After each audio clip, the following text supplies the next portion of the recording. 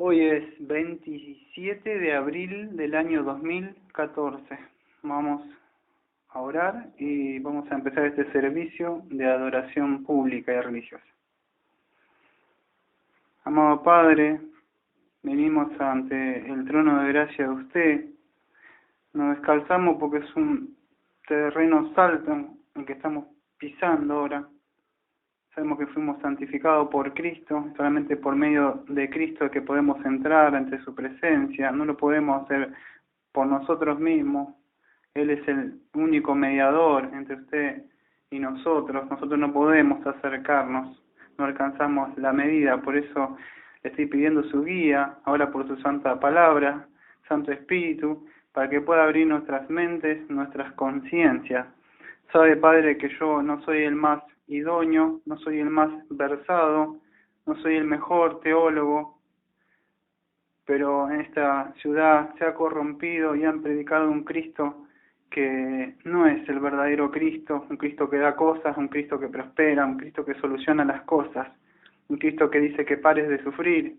Por eso en el día de hoy necesito que su santa presencia, su Shekinah, esté descendiendo sobre nosotros, que nos esté abriendo la mente a nosotros, como dice la palabra en 2 de Corintios 12:9, y me ha dicho, te basta mi gracia, pues mi poder se perfecciona en la debilidad, por tanto, muy gustoso me gloriaré más bien en mis debilidades, para que el poder de Cristo more en mí. Por eso reconozco que soy débil en esta materia que voy a tocar.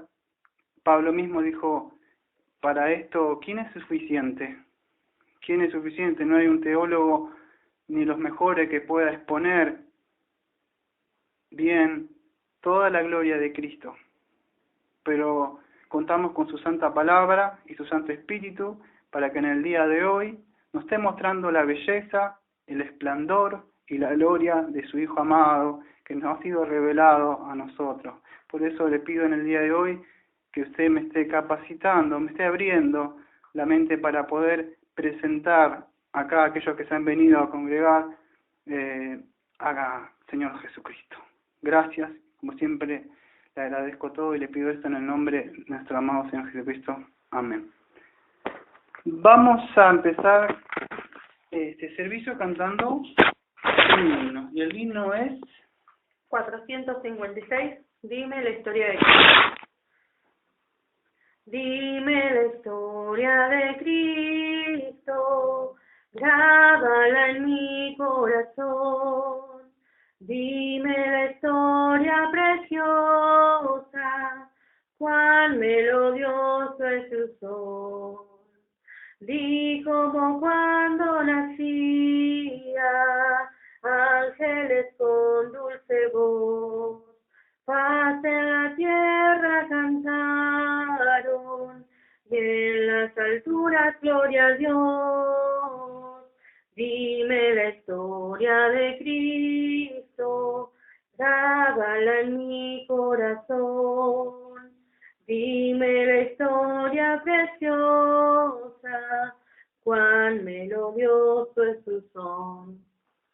Bueno, muchísimas gracias, Caro, por el himno, o sea, por que siempre estás presente acá, ¿no? O sea, gracias porque Dios te ha incorporado, ¿no?, a lo que es el cuerpo. Agradecemos a Dios porque dice donde están 2 o 3, está Él acá, ¿no? Así que vamos a empezar este servicio. Si yo le hiciera una pregunta a un cristiano, o a una hermana, o a un hermano, o sea, ¿quién es Jesucristo? Esto se escucharía de ellos quizás varias respuestas. Quizás la más acertada que podría llegar a escuchar sería que Jesucristo es Dios. Y está bien, o sea, esa respuesta, pero en sí no basta, porque Jesucristo no solamente es Dios, Jesucristo también es hombre, pero tampoco bastaría esa respuesta del todo. Jesucristo, o sea, es Dios y es hombre, pero también debería decir que es Dios y es hombre en 2 naturalezas distintas, pero, sin embargo, solo en una persona. Y ese es el gran misterio que nos revela las Escrituras. Así que en el día de hoy vamos a abrir nuestras Biblias siguiendo este estudio de toda la Biblia que empezamos el año pasado. Vemos un libro por domingos, este nos toca el libro de San Juan. Vamos del último de los evangelios que vamos a ver. Y el tema que vamos a considerar hoy, vamos a decir el tópico que me va a tocar exponer en el día de hoy, que preparé, se llama la unión hipostática. Saben que a mí no me gusta usar palabras difíciles de pronunciar, o sea, no me agrada, pero hay ciertos, vamos a decir, ciertas materias, o sea, teológicas, que a veces uno tiene que usar ciertos términos. Por supuesto, yo voy a tratar de explicarlo y hacerlo lo más sencillo que se pueda para que lo podamos entender.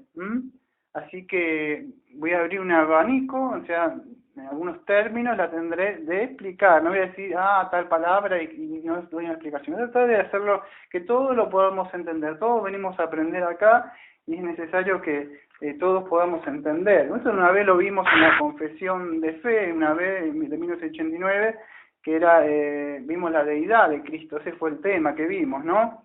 Más o menos la confesión decía así: el Señor Jesús, que asumió en este oficio de muy buena voluntad para desempeñarlo, quedó sujeto a la ley y la cumplió perfectamente, padeció inmediatamente las más crueles tormentos. Así, estoy leyendo nuestra confesión, ¿no?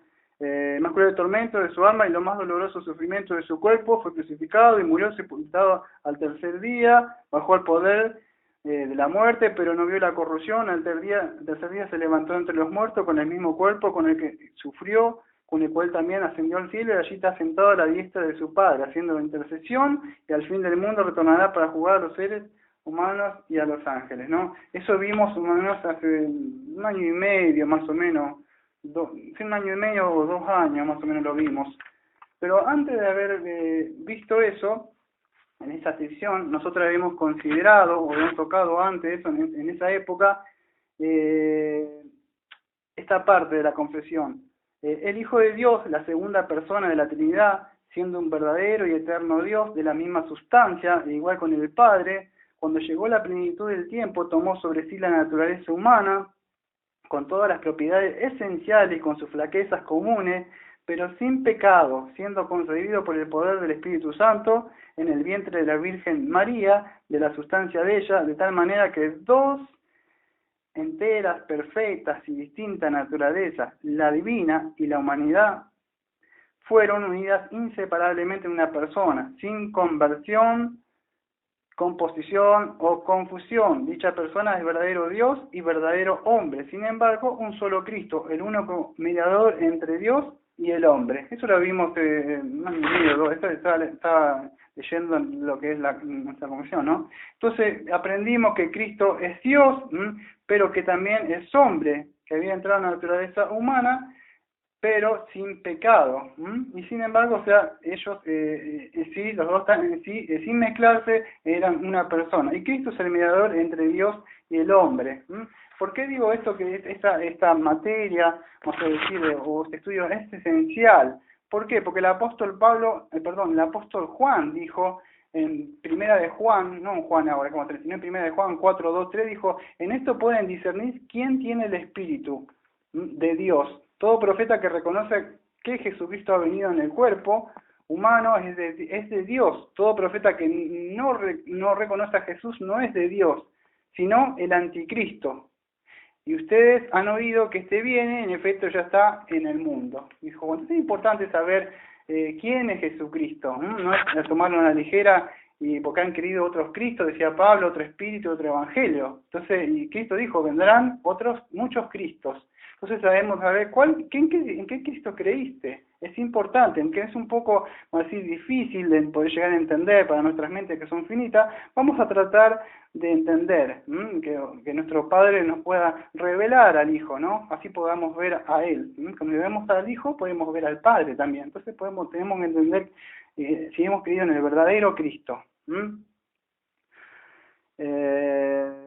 Entonces vemos que Juan lo tomó muy en serio en esa época. Ahora vamos a ver dentro de un rato, o sea, por qué lo que lo había tomado, ¿no? Vamos a ver un poco del arrianismo, que enseñaba que Cristo y el Espíritu Santo en sí eran solo criaturas.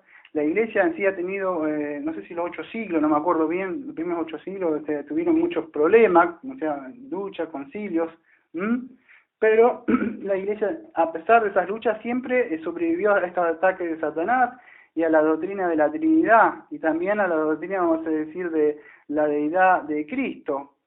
Así que siempre surgieron estas luchas, o sea, porque Satanás siempre ha querido esconder el resplandor de la gloria de Cristo.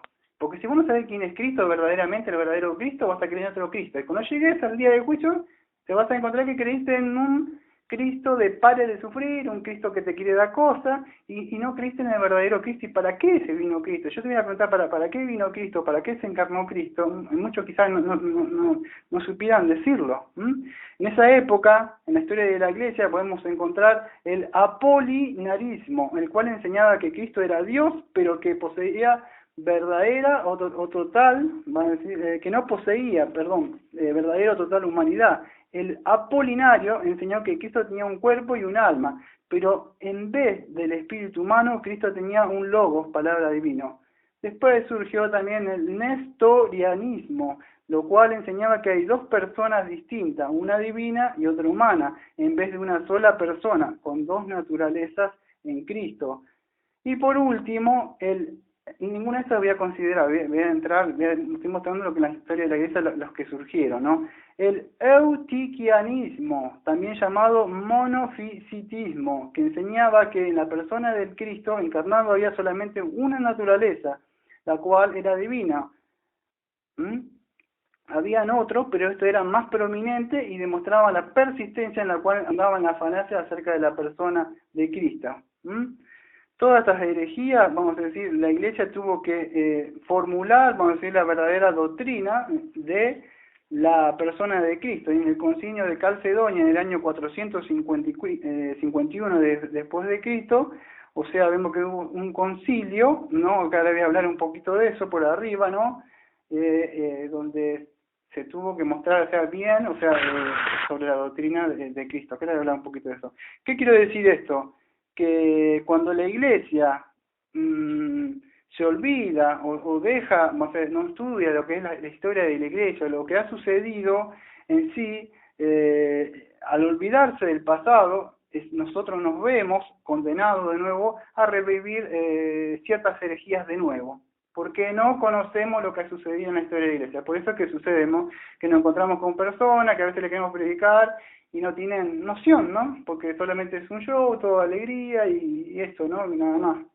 Así que podés venir al canal, no sé si 8, del 8 me parece acá a las 2 de la mañana, acá en Mar del Plata, y ahí están, anoche estaba viendo, ¿no? Cómo se resolvió el problema, el marido no le pegaba más, ella dice que le faltaba el respeto y te gritaba, y ahora los dos todos felicidad, y ya él no le grita ni le pega, y ella no le pega a su papo, y él no le devuelve el golpe, porque pare de sufrir.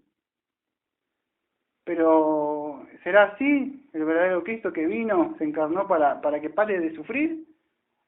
Entonces, es importante que conozcamos esto del verdadero Cristo, ¿no? Por eso cuando hablamos el año pasado, si no me equivoco, de la Trinidad, que estuvimos tocando también un tema parecido, que no es el mismo, pero hablamos de la hipostasis en esa época, que se refiere a cada una de las tres personas trinitarias, concretas y distintas, que componen una sola naturaleza o esencia divina. Eso que estuvimos hablando el año pasado, cuando estuvimos tocando de la Trinidad en la confesión de 1689, que estuvimos tocando. En esa época evoqué un poco de Calvino y no me acuerdo si de otros barcos en esa época, cosas que no haré en el día de hoy. Pero en contraste, vamos a decir ahora, a lo que estamos hablando ahora, sobre lo que es la cristología, que en el concilio que estaba haciendo hace un ratito, de Calcedonia en el año 451, después de Jesucristo, la Iglesia declaró la doctrina de la unión hipostática, la que vamos a tocar ahora. ¿Qué es esto? La doctrina, o sea, vamos a decir, esta doctrina de la unión hipostática que lleva el título del sermón, en sí es un intento de describir la unión milagrosa de la humanidad y la divinidad en la misma persona de Jesucristo, de manera que Él es totalmente divino y totalmente humano. Si no entienden nada de todas estas palabras teológicas y difíciles que estoy hablando, en sí lo que queremos mostrar, lo que enseñan las Escrituras, es que Cristo, o sea, voy a tratar de hacerlo lo más sencillo que pueda, vamos a decir, Cristo, Dios 100% es 100% Dios y 100% hombre, pero a la misma vez no es que se ha fusionado ni se han mezclado en sí, y uno como que mata a la otra parte, no, sigue siendo, o sea, 100% Dios y 100% humano. Vamos a ver un poquito, ampliar un poquito más dentro de un ratito esto, que es importante que podamos entender esto. Es importante que podamos entender también de la humillación de Cristo, que vamos a ver dentro de un rato. Cuando hable yo dentro de un rato de lo que es la humillación de Cristo, ¿por qué tuvo que venir Cristo así? Porque estamos hablando de la unión hipostática, ¿para qué es que vino Cristo? ¿Para qué vino, tabernaculizó? ¿Para qué vino Dios? ¿Para qué tuvo que descender? Vamos a ver que él se refería en sí al abandono voluntario de Jesucristo o de Jesús, de su gloria como el Hijo que era del Padre. Y al nacer como ser humano, sufriendo y muriendo, en el nombre, vamos a decir, de lo que el Padre le dio o le entregó vamos a decir, lo que la Biblia lo llama como los elegidos, los escogidos. Él dio la vida, nadie se le quitó, Él dio la vida, vamos a decir, y su muerte de Jesucristo. ¿Por qué es importante que entendamos esto y estudiemos esto también? Porque tenemos que saber, si yo pregunto, digo, ¿para qué vino Cristo? ¿Por qué se tuvo que encarnar? Entonces es importante este estudio, no es que estamos tratando de teología, de teólogo. Es importante que entendamos por qué Cristo se tuvo que humillar y tuvo que descender. Entonces es importante que estudiemos la vida y la muerte de Cristo, porque es un ejemplo, vamos a decir, para nosotros del autosacrificio que hizo por nosotros. Por eso que es importante que estudiemos esto, porque debemos entender por qué Él vino, por qué tuvo que sufrir, caer el castigo, la maldición de Él, que era paz hacia nosotros sobre Él. Él fue humillado por nosotros. Entonces es importante que entendamos para qué Cristo vino, descendió. Él no, si Él no quería, si Él no podía haber dicho no voy nada y todos íbamos al infierno.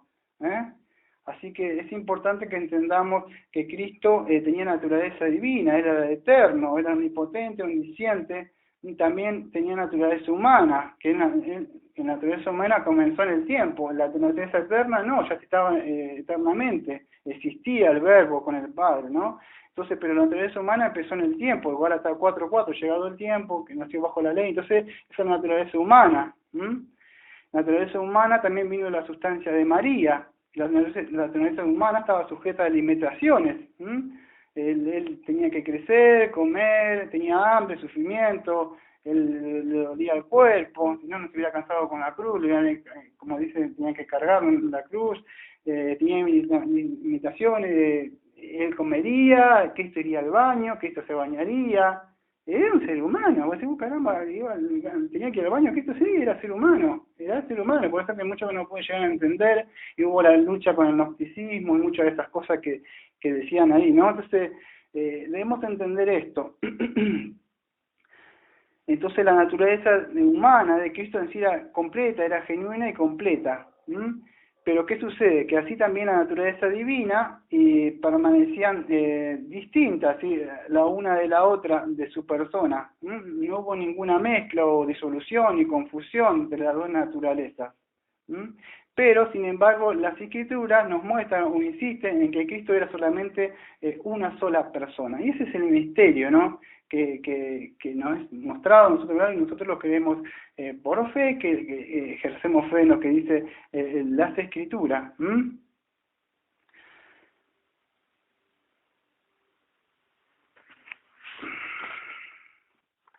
Tratando de abreviar lo que más puedo, porque en el día de hoy he traído muchísima información. He traído información de vamos a decir, de estudios que hemos visto antes, estudios que he preparado, o sea, hay amigo. Entonces voy por parte.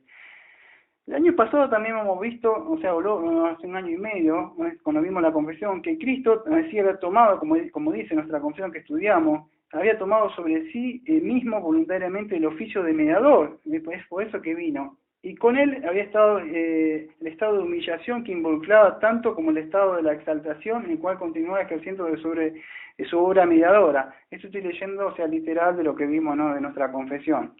Eso también lo vimos, o sea, para qué Cristo había venido. Bueno, si tuviera que leer, o sea, todo, tendría que leer, o sea, muchas de las cosas que ya vimos, se repetiría mucho vamos a decir, los oficios mediáticos de la humillación de Cristo, que tenía que venir a cumplir la promesa, que se tenía que cumplir, que tenía que ser humillado, Isaías 53, que tenía que estar bajo sujeto a la ley, sufrir las miserias de esta vida, la ira de Dios y la maldición de muerte sobre la cruz.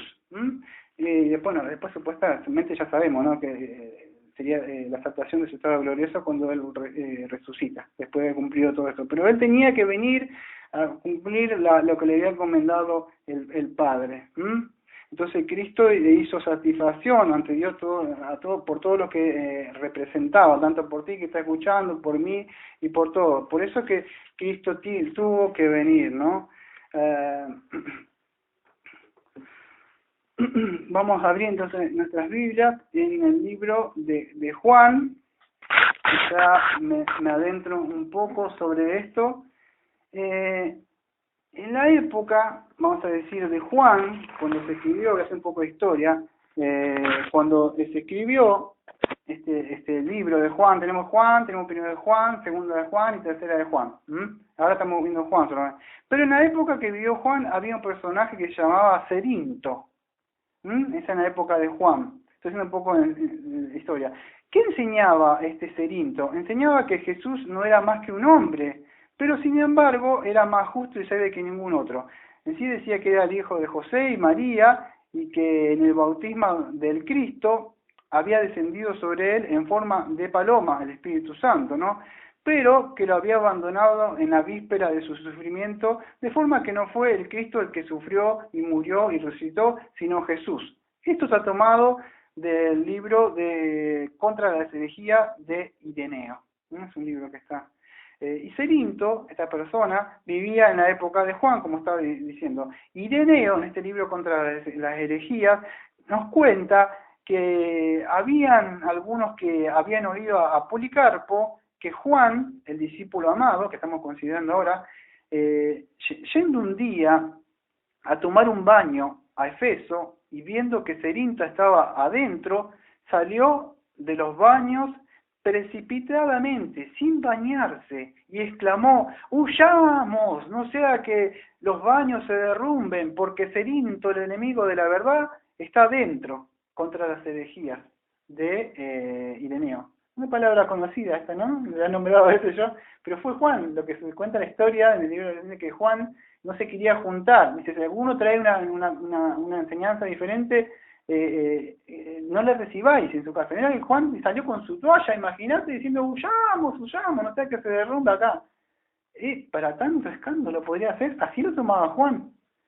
O sea, vemos que entonces que para él no era un juego, que digan, como testigo de Jehová, como dentro de un rato, que lo toman así a ligero, ¿no? Entonces para él era muy importante, y él era el discípulo amado que estuvo recostado en el pecho de Cristo, ¿no? Entonces él conocía. Entonces Cerinto enseñaba que Jesús no era Dios, y que vamos a decir que Cristo no había venido en carne, que no había dotado la naturaleza humana, y se creía que por eso escribió este evangelio, Juan, ¿no? Para que la iglesia permaneciera en la fe en Jesucristo. Si queremos por eso que vamos a decir primera de Juan 4:1-3, que dije recién, ¿no? O sea, que si alguno enseña otra cosa, o sea, tiene espíritu de anticristo, bueno, que probemos todos los espíritus, y mencionaba Juan, ¿no?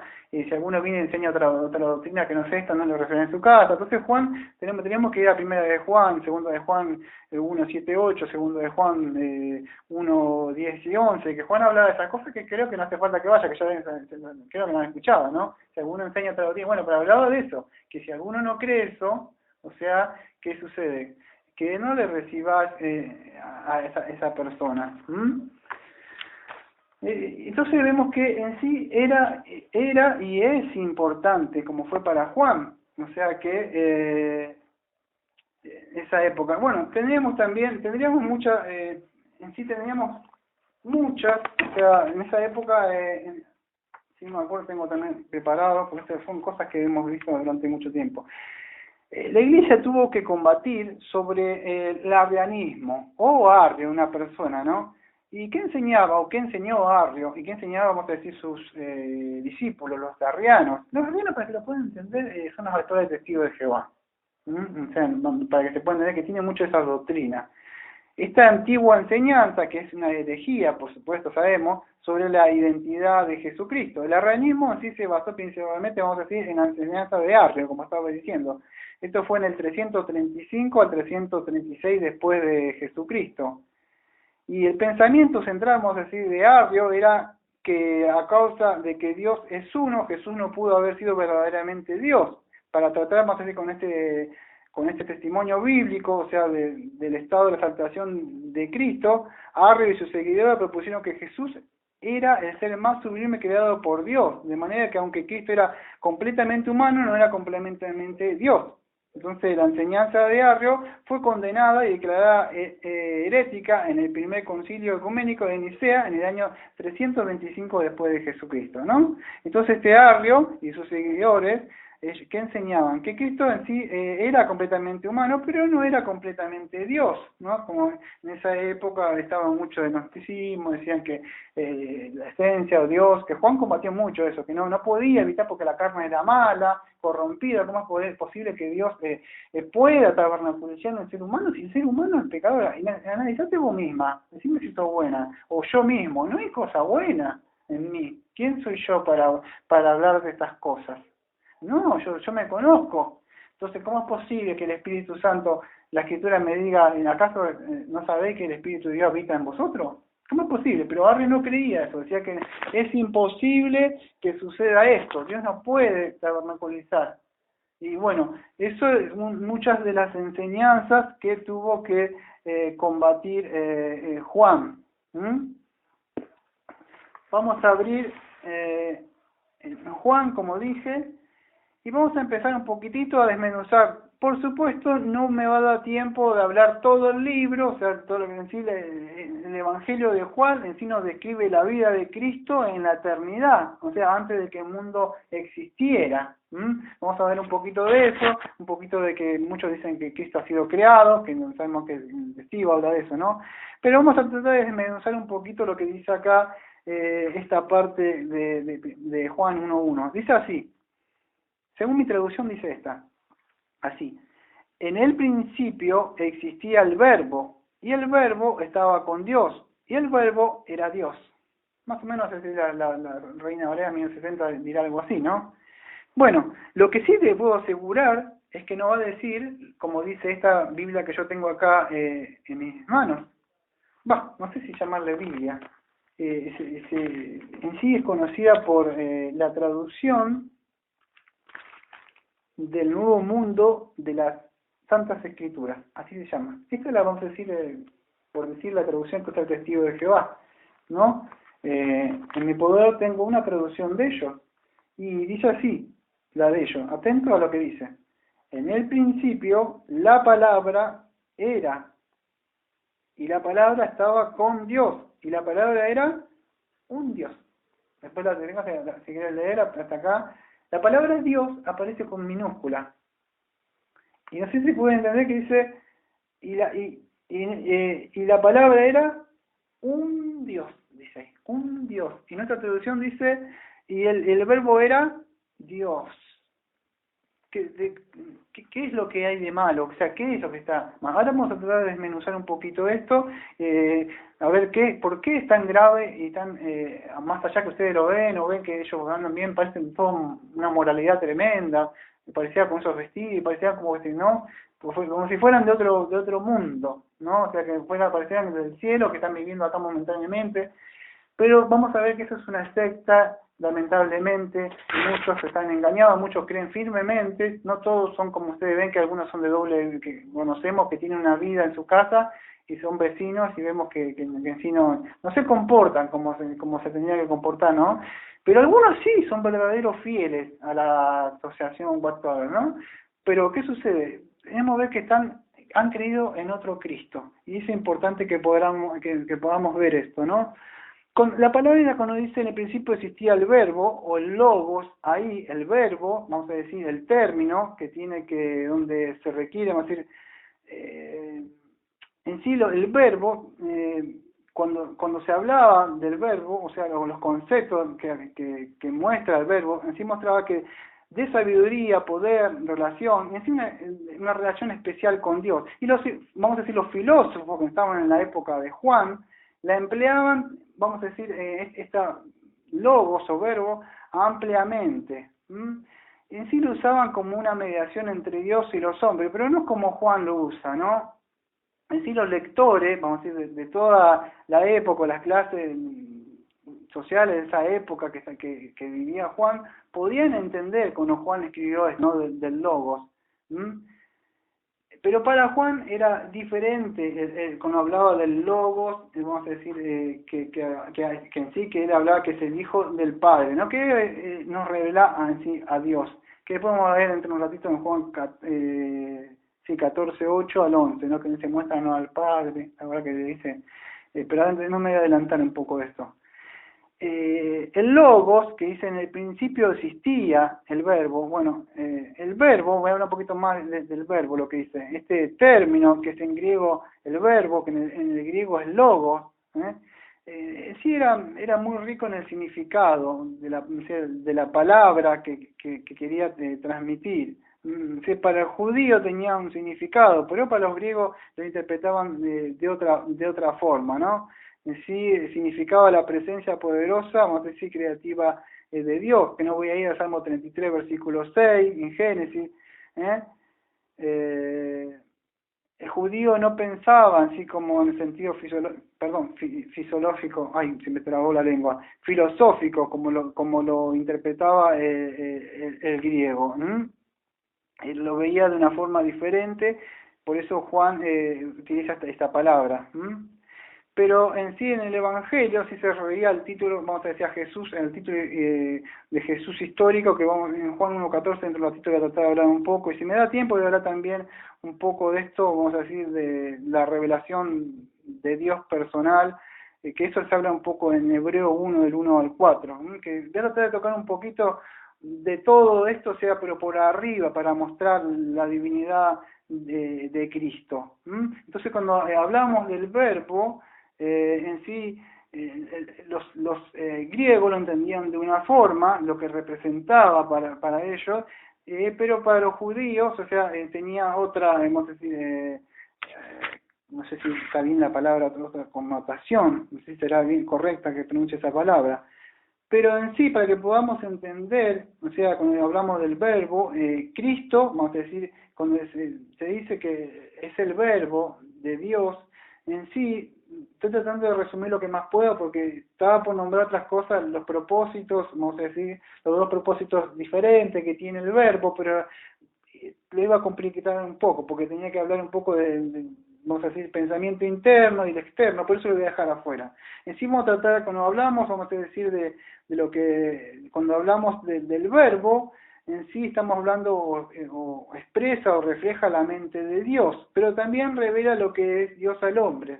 En Juan 1:18 dice así: nadie ha visto jamás a Dios, el unigénito de Dios, que está en el seno del Padre, Él le ha dado a conocer. Entonces, por medio de Cristo, que podemos conocer a Dios, o no es revelado a nosotros. En Mateo, que no voy a ir por cuestiones de tiempo, Mateo 11:27 también dice que Él le reveló a quien quiso, a quien le agrada. Por eso que no todos pueden ver esto, no todos pueden entender, porque solamente a los que Él le agrada, le abre los ojos del entendimiento y le revela a Cristo. Por eso decía, ¿y quiénes son? Dice yo, dice, algunos creen que tú eres el profeta otros quieren creer que ha resucitado, y otros dicen, ¿para ti quién soy? Tú eres el Hijo de Dios. Dice, entonces, bienaventurado, dice, porque no fue por ti, no es cuando si me equivoco, pero no, que mi Padre te lo ha revelado. Entonces no todos pueden ver al Cristo, no todos pueden ver a Cristo. Cristo, vamos a decir, hasta los discípulos no lo podían ver. Él separa dos, tres me parece que son, no sé si Juan, Mateo y Pedro, separa y demuestra que vemos ahí como la transfiguración, y le pudo mostrar toda la gloria, pero no todos lo podían ver. Entonces a lo que él quiere, le revela, o el Padre le muestra la gloria de Cristo. ¿Se puede entender? No todos, esto es muy importante que lo podamos entender. Nosotros vivimos en la ciudad de Mar del Plata. Acá hay sol, a veces en el verano, playa, todo, pero a veces cuando salimos, el sol, a veces cuando nos refleja a nosotros, no estamos diciendo, ay, los rayos del sol no me dejan ver el sol, ¿no? Nosotros sabemos que los rayos del sol, ¿qué son? Son parte del sol. O sea, esa luz que sale de acá no es que esa luz proviene de ahí, pero entonces, vamos a decir, si han estudiado el libro de Hebreo, el primer capítulo, han sabido que Él es la gloria de Dios. Entonces, Dios o Cristo nos refleja, no podemos decir, los rayos del sol no son del sol. No, sabemos que es el sol mismo. Entonces, Cristo, que es el esplendor, la gloria de Dios, ¿lo entendiste? Bueno, gracias. Es Cristo mismo nos muestra el resplandor a Dios mismo. Entonces, no todos pueden llegar a entender esto, ¿no? Él es el que está en el seno del Padre, que se ha dado a conocer. ¿Qué?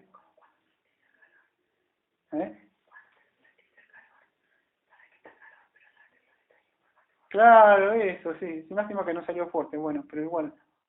Sí, cuando sentís el calor, sabés que la presencia de Dios, o sea, el sol, pero lo mismo que Cristo, ¿no? Sí, es así. También cuando hablaban los judíos, debemos entender que cuando se hablaban del verbo, las escrituras nos habla de una persona. Cuando dice en el principio existía el verbo, debemos entender que es una persona. En Proverbios 8, 27 al 30, dice así. Yo lo tengo marcado por ahí un poco más rápido. Proverbio 8, 27 al 30. Estamos hablando de una persona. Cuando se habla del verbo, estamos hablando de Cristo. Dice así, cuando estableció, en los anteriores también vine hablando de que cuando nada existía, en el 26, cuando Él no había hecho aún la tierra y los campos, ni el pueblo primero del mundo, pero en el 27 dice así, cuando estableció los cielos, así estaba yo, cuando trazó un círculo sobre la faz del mundo, cuando arriba afirmó los cielos, cuando las fuentes del abismo se afianzaron, cuando el mar puso sus límites para que las aguas no transgredieran su mandato, cuando señaló los cimientos de la tierra, yo estaba junto a Él como arquitecto, y era su delicia de día en día, regocijándome en todo tiempo en su presencia. Entonces, vamos a ver la personificación mismo de la palabra, del logos, hablando, ¿no? Hablar de una persona. Ahora vamos a ver un poquito de a poquito, se voy aclarando un poco más y más esto, ¿no? Pero vamos a ver un poquito de esto. Me gustaría adentrarme en algo, no mucho tiempo, porque no quiero perder tiempo con vamos a decir, con esto del testigo de Jehová, pero es necesario que a veces desenmascaremos un poco que lo que decía que no es mi interés estar todo el servicio con apologética. Es necesario que hagamos la apología de la fe, defender la doctrina, ¿no? Pero no voy a estar todo el tiempo con esto, ¿no? Quiero mostrar el resplandor. Mi interés es que se veamos a Cristo, más que... Pero es necesario denunciar estos. Entonces nuestra traducción dice así. Entonces vimos que la de ellos es diferente. Dice un Dios con minúscula. Yo el único Dios con minúscula que conozco es el 1 Juan 5:19, que es el Dios de este mundo, actual es Satanás. Ese es el único Dios con minúscula que yo puedo llegar a conocer. Pero Cristo no, creo que es con mayúscula. Pero en Juan 1:1, el testigo dice que no hay bueno, ahora vamos a entrar en un poquito algo medio difícil de entender. No me voy a dar mucho tiempo explicándolo porque por razones de tiempo, ¿sabes? Pero pueden volverlo para atrás, bueno, adelantarlo, vuelvo a escuchar la prédica una vez, 2, 3, 4, 5 veces, hasta que lo pueda entender, ¿está? En Juan 1:1 el testigo dice que no hay un artículo, o sea, cuando dice enfrente de Dios. En mi traducción dice, y el verbo era Dios. Por eso que ellos le ponen un Dios, ese es un artículo, ¿no? Entonces ellos ponen, dice que no hay un artículo que está enfrente de Dios, en la traducción Juan 1:1. Cuando no hay un artículo, vamos a decir que se lo traduce como indefinido. En el español, para que podamos entender nosotros, el definido sería el futbolista o un futbolista. eso es lo que ellos dicen, que no hay un artículo, el o un, algo que lo esté definiendo, sino que dice, y el verbo era Dios, no dice un verbo era un Dios, por eso que ellos le ponen un artículo, ellos le agregan a la Biblia, dice la Biblia no me pondrás ni quitarás, y ellos le están poniendo, ¿no? Esa palabra que dice definidos, y entonces ellos le agregan un Dios, pero ¿qué sucede? Que es un Dios con minúscula, lo que le están poniendo incluso ellos, ¿no? Aparte que le están agregando. Entonces, ¿cómo podemos saber nosotros quién es el sujeto y quién es el predicado? Acá estamos tratando de estudiar Juan 1:1 de nuestras escrituras. Cuando dice que Juan, vamos a decir, para poder saber, vamos a decir, quién es el sujeto y quién es el predicado, porque ellos están diciendo que no hay un artículo frente a Dios en Juan 1:1. Pero cuando Juan puso el artículo definido enfrente del sujeto, lo hizo ¿para qué? Para que nosotros pudiéramos identificar quién es el sujeto. ¿Y el sujeto quién es? Si tenemos nuestras Biblias en Juan 1:1, el sujeto es logos, es el verbo. Ahora lo vamos a explicar un poco más que se pueda entender. Ellos dicen que es Dios, pero ahora lo vamos a poder entender. Ahora voy a explicar un poquito más. Si tenemos nuestra Biblia en Juan 1:1, vamos a poder leer que dice así, que lectura. En el principio era el verbo, y el verbo era, ¿dónde vemos entonces el artículo? En el verbo, ¿no? Porque ya vuelvo a explicar de nuevo, ¿qué es el artículo? El futbolista, un futbolista, entonces ellos dicen que es en Dios, pero Juan, para que podamos entender quién, no sé si, o sea, quién es el sujeto, vamos a decir, el sujeto, lo puso él, el artículo frente al verbo. Entonces, si podemos entender, quiero entender algo, yo no soy más versado y más capacitado para poder explicar esto. Aquellos que me conocen, a mí no me da vergüenza decirlo. Yo tengo primer grado, o sea, primer grado, perdón, la primaria. La primaria, no he hecho la secundaria, nada, primer grado, sí, ya está demasiado, ¿no? Pero ¿qué sucede? Que no puedo ser tan, o sea, como el testigo, decir que no puede llegar a ver esto, ¿no? Esta reglas de interpretación de lengua, ¿no? O sea, yo no entiendo porque muchos tienen muchos estudios y no pueden llegar a entender esto, pero pues siempre yo no soy el más... no sé si el más idóneo para poder llegar a... Pero Juan nos puso esto para que nos podíamos entender. ¿Qué cosa? Que él es el artículo y él, cuando dice era el verbo y el verbo era Dios. Entonces nos facilitó para que nosotros pudiéramos entender cuando queríamos. Por eso es que el testigo está equivocado. El sujeto, vamos a decir, es logo, o sea, o el verbo, para que lo podamos entender. Pero no es Dios. Por eso es que no tiene artículo, como ellos es Dios, para que se pueda llegar a entender. De esa forma Juan nos ayudó. Pero si fuera como ellos dicen, vamos a darle chango, vamos a decirle que sí, pero no es así. Vamos a decirle que sí, que como ellos lo dicen, que el artículo, vamos a decir, tiene que tener un artículo, ¿no? Dice que no tiene un artículo en frente de Dios. Pero ellos en sí, no, cuando aplican esta regla gramatical, en sí, no la aplican siempre. Porque si nosotros nos vamos a Juan, ahí nomás, Juan 1:6, en Juan 1:6 serían 5 versículos abajo, dice así, lectura así. Vino al mundo un hombre enviado por Dios, cuyo nombre era Juan. Y si seguimos leyendo en los otros... a ver, vamos a tratar de explicar esto. Vino al mundo un hombre enviado por Dios. Pero ahí no ponen, vamos a decir, el artículo definido como ellos dicen. Porque Juan 1:6, si ellos van a aplicar siempre esa regla gramatical, que la apliquen para siempre, no cuando les convienen. Pero ellos aplican sus reglas, vamos a decir, de acuerdo para siempre tratar de caer bien con su doctrina. Pero acá en Juan 1:6 no la aplica, porque dice, y vino el hombre un hombre enviado por Dios, cuyo nombre era Juan. Enviado por Dios, pero no dijo, vino un hombre enviado por un Dios.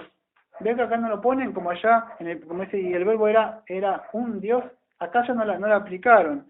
No me acuerdo si en el 11, el 12, el 18 también aplican lo mismo. a veces creo que era en el 12 también, en el 18 me parece, en el 12 y en el 13 me acuerdo, no me acuerdo bien qué era. Hay otras partes que en sí no la aplican. Bueno, pero ahí yo saqué estos 2 o 3 versículos para poder, el 6 saqué para poder entenderlo. Pero en el 6 no aplica lo mismo que el 1 del 6, ¿no? Entonces es como que no sé, no es coherente lo que están enseñando ellos, no, lo aplican cuando quieren, no. Hay una regla que se llama la regla de Colwell, que donde dice que el predicado no requiere artículo, aunque sea definido, cuando va antes del verbo. Entonces no necesitamos, más enfrente de teos o de Dios, el artículo definido, porque está antes, como vimos, ¿dónde? En el verbo. Esa es la regla de Colwell, que nos enseña eso. Cuando hablamos del predicado, o sea, que estuve predicando de sí, es aquello que se dice del sujeto en sí de la oración.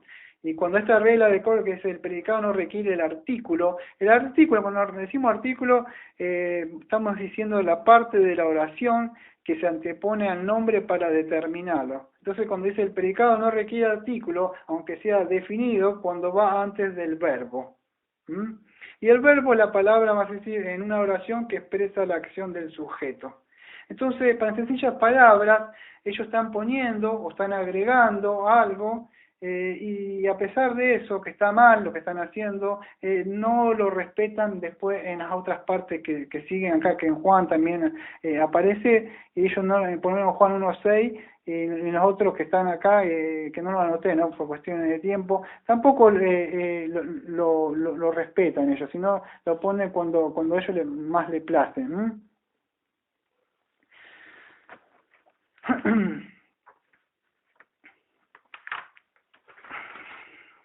Ahora sí. Entonces, estaba diciendo que los testigos han inventado estas reglas de gramática del griego. En sí no existen. Y luego, ¿qué hacen? Ellos ponen estas reglas o siguen estas reglas solo cuando ellos la precisan para apoyar su teología, como estaba diciendo recién, ¿no? En sí, cuando se habla con lo referente a lo que se dice el artículo definido, en sí no lo aplican. Acá lo había anotado yo, acá tengo mi apunte. Lo había anotado, no lo aplican en el 6, en el 12, en el 13 y 18. ¿Ves? En el 12, me parecía que era en el 12, ¿no? Cuando dice llegaron a ser de Dios, ¿no ves que acá no dice un Dios? Después podríamos leer también, cuando dice en el 13, dice la voluntad, que no es de carne ni voluntad de hombre, sino de Dios. Ahí tampoco pone el artículo definido, no dice de un Dios, y tampoco con minúscula.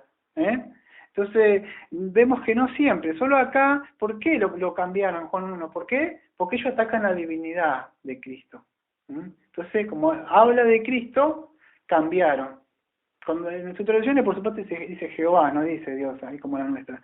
Pero en esa no la cambiaron, ¿no? Y ellos encima ponen un Dios con minúscula, Pero si ellos hablan de un Dios, porque ellos dicen así, en el principio existía el verbo, y el verbo estaba con Dios, y el verbo era un Dios, dice la de ellos. Pero si ellos dicen un Dios, nos podemos hacer una pregunta nosotros, ¿cuántos dioses tienen ellos? Porque si dice un Dios, podemos pensar que son politeístas, que tienen muchos dioses. Pero ellos nos acusan a nosotros que dicen la Trinidad, ustedes creen muchos dioses. Pero en sí no sabe, un día tuve que explicarle que no era así, que no creemos muchos dioses. Que dicen, ustedes tienen 3 dioses. No, ustedes tienen muchos dioses porque te dicen un Dios. Entonces, ¿cuántos dioses? Así Juan se dice que Cristo era un Dios, entonces tienen un panteón de dioses. ¿Ves cómo se contradicen ellos? O sea, se cae por tierra todo lo que ellos tienen, o sea, todo lo que en sí, lo que enseñan. Ahora voy a seguir con un poco de esto, pero quiero hablar un poquito más de ello, así ya sacamos un poco de los testigos, y no seguimos hablando tanto de los testigos, hablamos un poquito más de Cristo. Estos son algunas cosas, me las facilitó un hermano, y otras cosas yo tengo como así como una fotocopia que hace mucho hice de los testigos, tengo un montón de cosas guardadas ahí, que la hice pero la iba a dar con el tiempo, y al final quedaron ahí, y decidí hablar más de las cosas de Cristo, y no tratando de hacer la apología de la fe. Algunas cosas las tenía, y algunas cosas me las ha facilitado un hermano, ¿no? Así que los testigos de Jehová, estas son unas cosas que tengo y otras que me las han facilitado, ¿no? Pero vamos a hablar un poco, yo lo tengo todo apuntado, a partir de acá son todos apuntes que tengo en una hoja, ¿no? Acá está. Los testigos de Jehová, vamos a decir, en el Atalaya del 15 de enero de 1956, dijo lo siguiente. Es importante que estos los podamos escuchar para que podamos ver que de verdad es falso, ¿no? O sea, no es lo que más allá que ellos muestren una foto en que parece que son que como que si fueran muy puritanos, pero en sí están equivocados, porque el 15 de enero de 1956 dijo lo siguiente, la revista El Atalaya: queda muy manifiesto que el ex sacerdote Grebel, esta es una revista de ellos, del 56, la Atalaya, Grebel fue ayudado en su traducción por los espíritus, a ver si se puede entender, quizás no lo expliqué. En la traducción que ellos utilizan, ellos están diciendo quién le ayudó a hacer esta traducción que ellos tienen, ¿está? Eso que no lo expliqué. Entonces ellos están diciendo, en esa revista de Atalaya, quién los ayudó a hacer esa traducción. Dice, el ex sacerdote Grebel fue ayudado en su traducción por los espíritus en quienes él cree. Página 432 de la Atalaya 1956. La verdad que él y su esposa, una medium espiritista, se comunicaron con el mundo espiritual, el cual cuenta sus experiencias en su libro Comunicación con el mundo espiritual. Entonces queda manifestado que la sociedad Watchtower ha citado a Juan, vamos a decir, para apoyar, vamos a decir, a esta persona, a este Greber, para apoyar su mala traducción de Juan 1.1, sabiendo que él era un espiritista. ¿Ve? Por eso que es grave. Y ellos mismos, en la Atalaya de 1956, ellos dicen de quién lo había ayudado. Un espiritista lo ayudó, dice que por medio de espíritu le comunicó eso. Entonces debemos tener cuidado, porque ellos mismos, por supuesto, esto no lo van a decir, capaz que ya fue sacado de circulación esta revista. En el año 1983, Raymond Franks, anterior miembro del cuerpo gobernante de los Testigos de Jehová y sobrino del antes presidente Frederick W. Frank, escribió un libro titulado Crisis de Conciencia. Vamos a tener un ex testigo de Jehová, ¿no? Estaba mal y puso crisis de conciencia. Tal vez era capaz atormentado por su conciencia, de lo mal que hizo. ¿Qué hizo? Él escribió un libro. Y él hace eco a la traducción del Nuevo Mundo. Vas a decir, ¿por qué no se mencionan los nombres? ¿Sabías que ellos no mencionan los nombres? Dice que están en anónimo, porque ellos quieren que estén en anónimo. Luego le preguntás, ¿quién la tradujo? Vamos a decir, los miembros decidieron estar en anónimo para que no se vea revelada, porque ellos no quieren que, vamos a decir, no sé, para que no se sepa de que ellos, para que no se le dé la gloria al hombre, pero no es así como ellos, por eso ellos que nos dan los nombres. Cuando vos tenés tu traducción que vos tenés en tus manos de la Reina Valera, son vos sabés, de Casiodoro y de Reina, pero te dice quién son los traductores de esa Biblia, ¿no? Lo que usaban en esa época. Acá no aparece, acá dice que, entonces, este hombre dice, Raymond Frank va a contar en su libro Crisis de Conciencia, ¿por qué no aparecen los nombres de ningún traductor del trabajo que hicieron en anónimo, de la New World Translation Commission? No sé si se pronuncia así, que el Comité de la Traducción del Nuevo Mundo.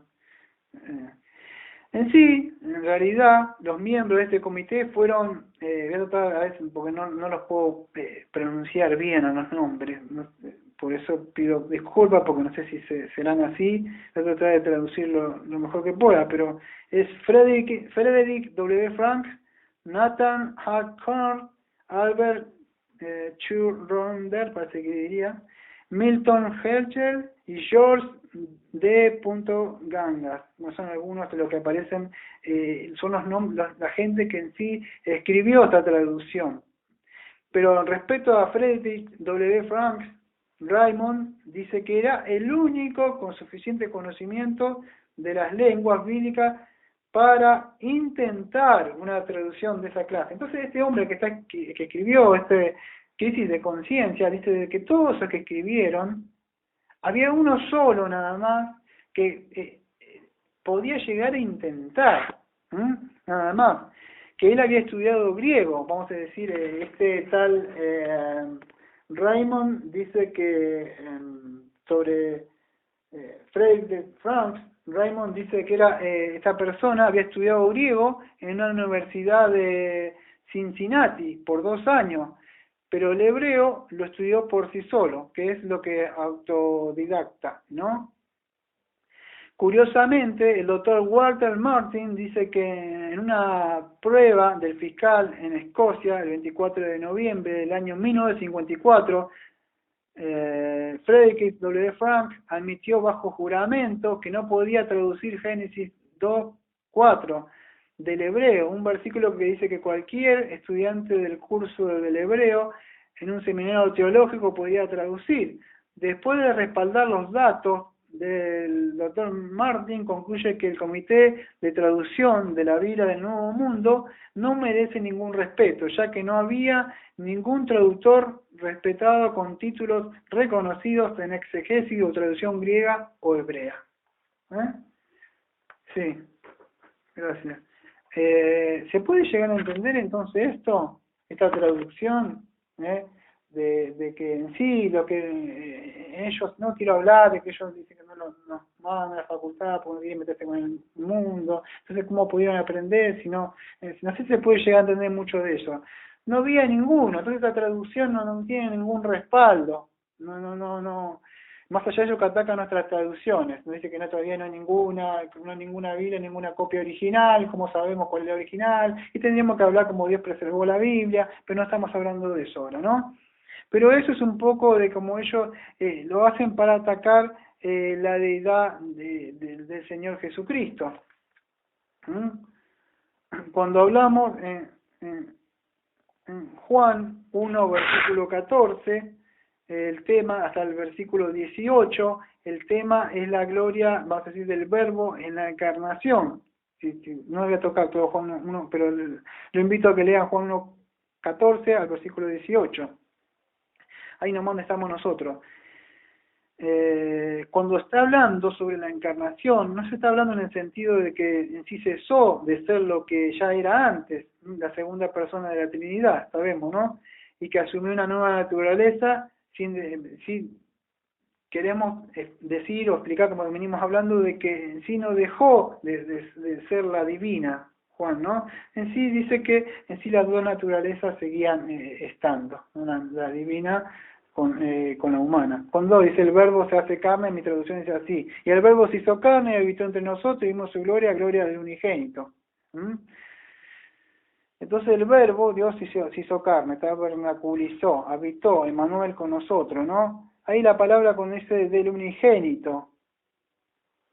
El testigo también ataca esta cuando habla de la concepción, que Cristo fue creado, ¿no? Pero cuando hablamos de eso también tendríamos que hablar de la generación eterna del Hijo. O sea, cuando las Escrituras, acá en Juan 1.14 y en otras partes, o no sé si Colosenses 1.15 también, que debe entrar un rato por arriba, habla, vamos a decir, que el Padre engendró al Hijo, está hablando de la relación que tenía eternamente entre ambos, esta concepción, o vamos a decir, del Hijo, no la deberíamos confundir nosotros con la concepción física o nacimiento, así como ella lo interpreta el testigo, dice que fue creado Cristo, pero no es así. Como lo haría cualquier padre que concibe a un hijo, ¿no? En sí, cuando está hablando que engendra un hijo, en sí, no está hablando de que están engendrando a alguien que en sí no existía, y yo en el año 1972 nací yo, el 11 de febrero del año 1972, Sergio Daniel Brito vino acá al mundo, pero yo ya no existía. No está hablando en el sentido así con Cristo. En sí, en otras palabras, cuando está hablando así de la generación más así de Cristo eterna, no habla del origen, vamos a decir, de, ¿cómo poder explicarlo?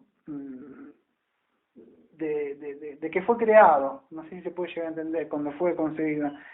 Si no habla, vamos a decir más de la relación que tiene el Hijo con el Padre, que ya después en un ratito voy a tratar de adelantarme, voy a tratar de explicar un poquito más sobre esto, ¿no? Esto es importante que lo entendamos, o sea, todo esto de la deidad de Cristo, porque los judíos en sí no le creyeron, por eso lo crucificaron a Cristo.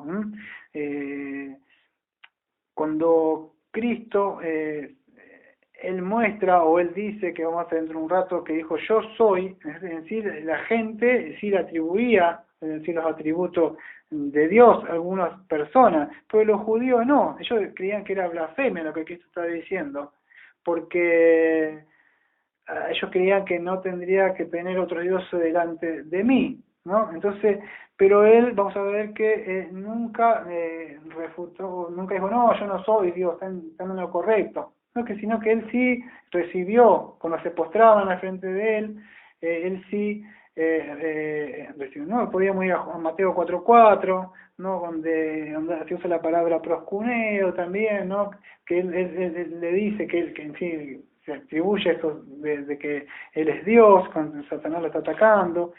Podríamos hablar mucho de estas cosas, pero no tendría tiempo de hablar. Cuando hablamos del primogénito también, los testigos de Jehová, en Colosenses 1:15, ellos le ponen la palabra que todas las otras cosas fueron creadas. En esta traducción que yo tengo acá, si yo hablo Colosenses 1:15, sí, Colosenses 1:15 y 16, dice así. Mira que cambiada estaba la traducción del testigo y la nuestra. La del testigo dice así, Colosenses 1:15.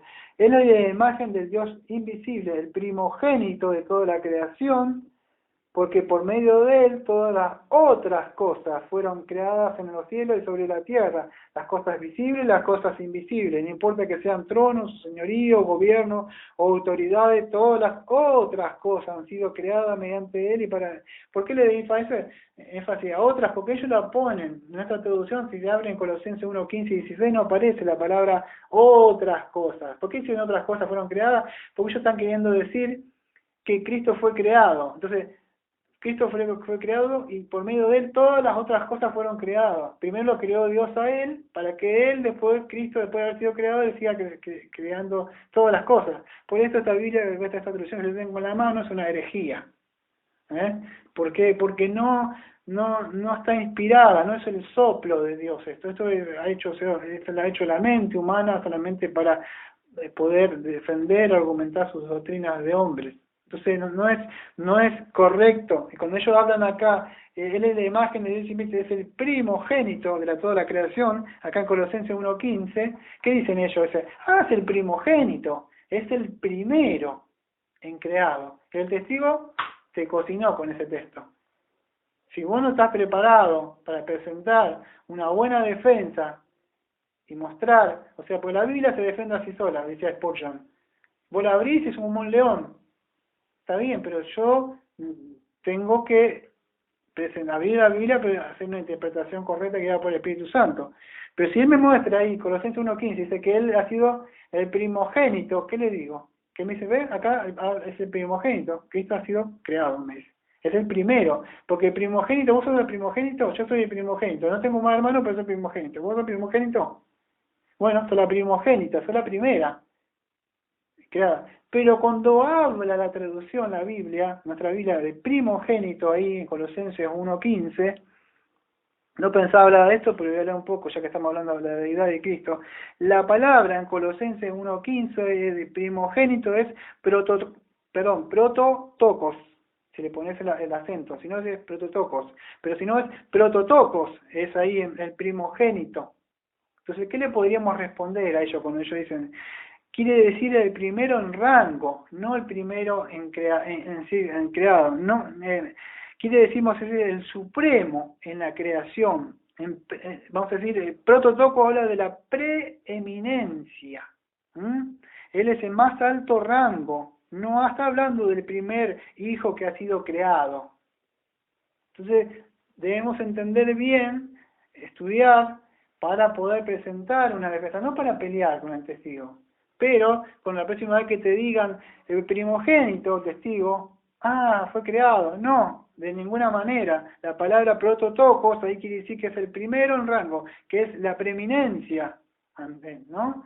Entonces, debemos entender que no tengo tiempo de estar hablando y hablando sobre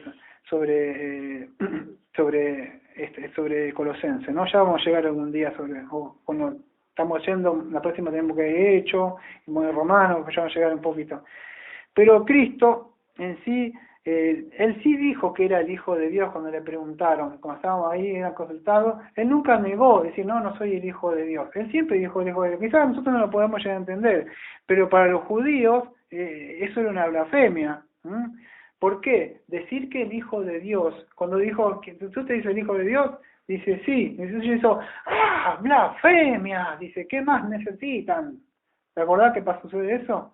¿Por qué? Porque quizá para nosotros no tiene un sentido decir el Hijo de Dios, pero para el judío sí, porque decir que era el Hijo de Dios, Cristo como lo dijo, significaba que él se estaba atribuyendo los atributos de Dios. El judío lo entendió bien, nosotros quizás no lo podemos entender y mucha gente no lo puede entender. El judío lo entendió que diciendo, con lo que él dijo, ¿era el Hijo de Dios? Sí, el judío entendió claritamente que Cristo está diciendo, yo soy Dios, yo soy el gran yo soy. Yo soy ego en mí. Entonces lo pudo entender. Te atribuyes tú, te dices ser Dios, dice. ¿Cómo es posible? Sí, yo soy Dios, ego en mí, antes que Abraham existiera. Entonces, en Juan 10:30, Jesús atribuyó la divinidad de Dios hecho carne. Jesús no los corrigió, no dijo, malinterpretaron ustedes, yo en sí de verdad no soy lo que ustedes creen, no, Cristo sí dijo, en media Juan 10:30 para que se pueda entender, dice así, yo y el Padre somos uno. Entonces, cuando los judíos toman las piedras, o sea, para apedrearle, o sea, Cristo empieza a interactuar o hablar con ellos, ¿no? Porque ellos no creían en sí que Jesucristo era Dios, ¿no? Pero en ningún momento él, cuando se postran adelante de él, como Juan, vemos en Juan dice postran, Pedro, o como Pablo, en Hechos, y dice, ay no, y levántese, ¿qué hacéis? Nosotros somos uno igual que ustedes, dice. Pero Cristo cuando se hacían reverencia hacia él, que no me acuerdo si la palabra no es reverencia, sino se postraban, que es proscuneo, en el sentido del griego es agacharse, así como nunca he visto así que hacen así, para besarle la mano, o los pies, o lavar los pies, así, llorando cuando iban. Él nos dijo, no, levántate, que soy solamente un hombre que vino a cumplir una misión, solamente soy un gran maestro. No, él sí se atribuía a esos atributos, él dejaba que le dieran esa honra. ¿Por qué? Porque es Dios, 100% Dios, 100% humano, ¿no? Sin llegar a mezclarse, tanto lo divino. Entonces, él sí aceptaba esos, cuando él... vamos a hacer una cosa.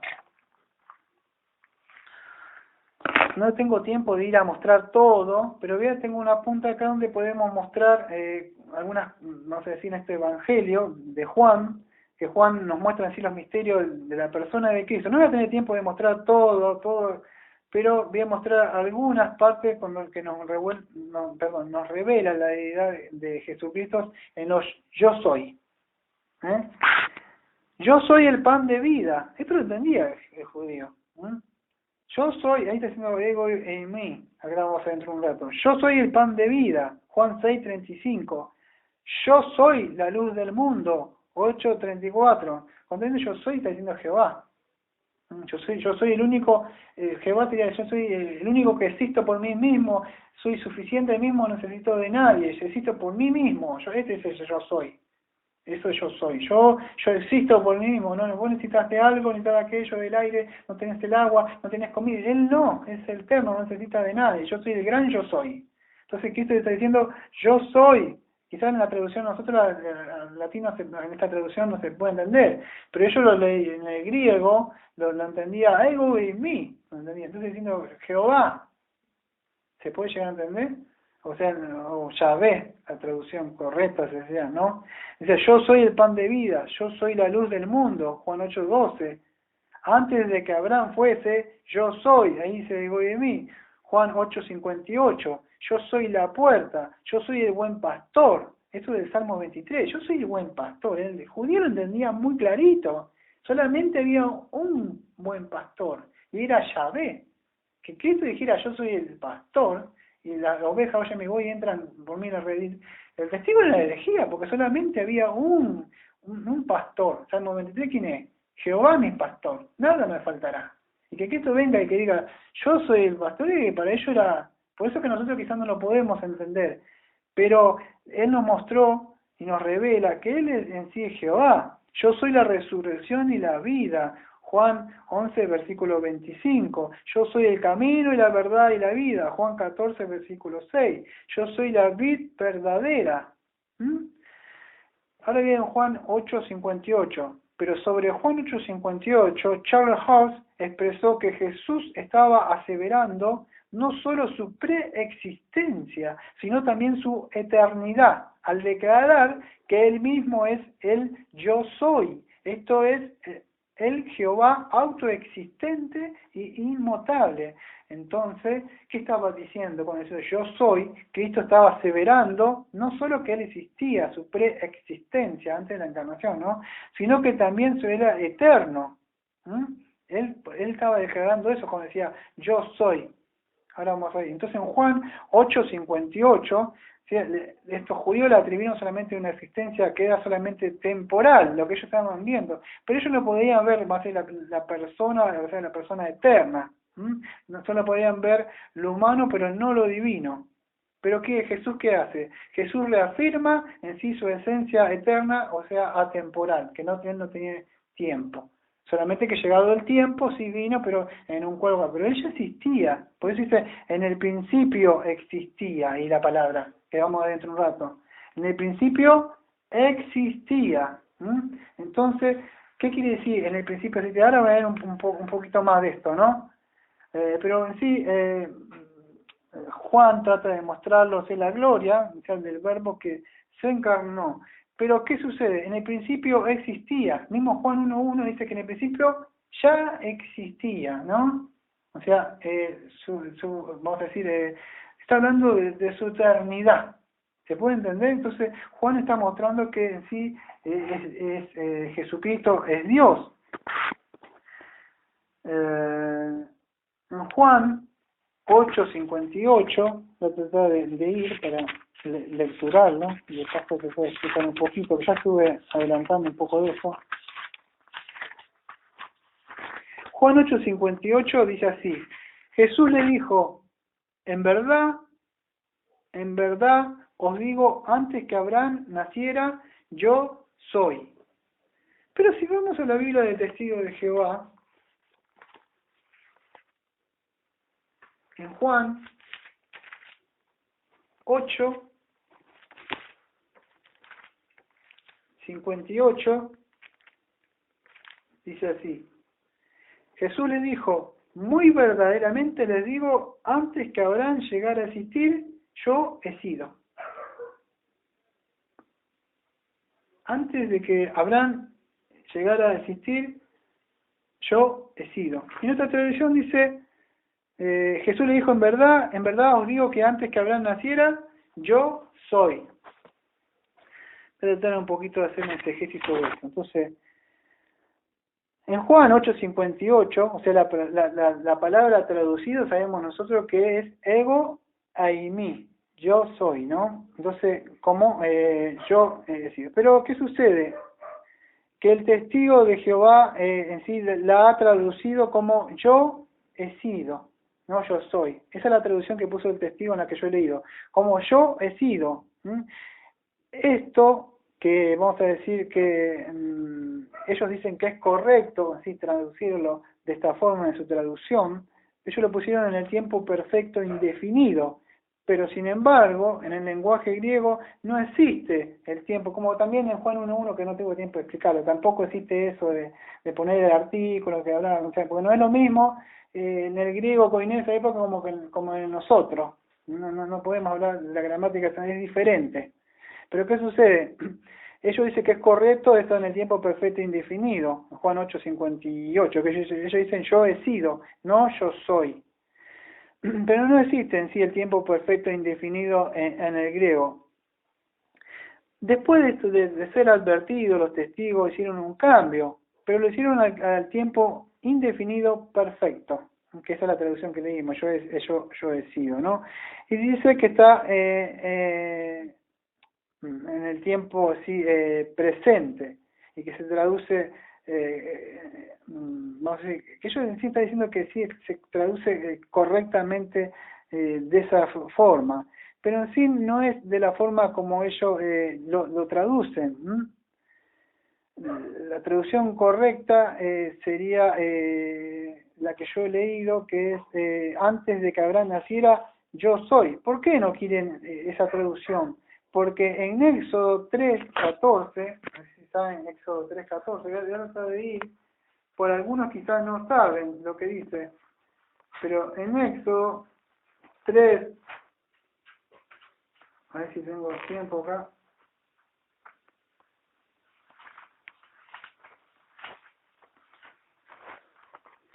Éxodo 3:14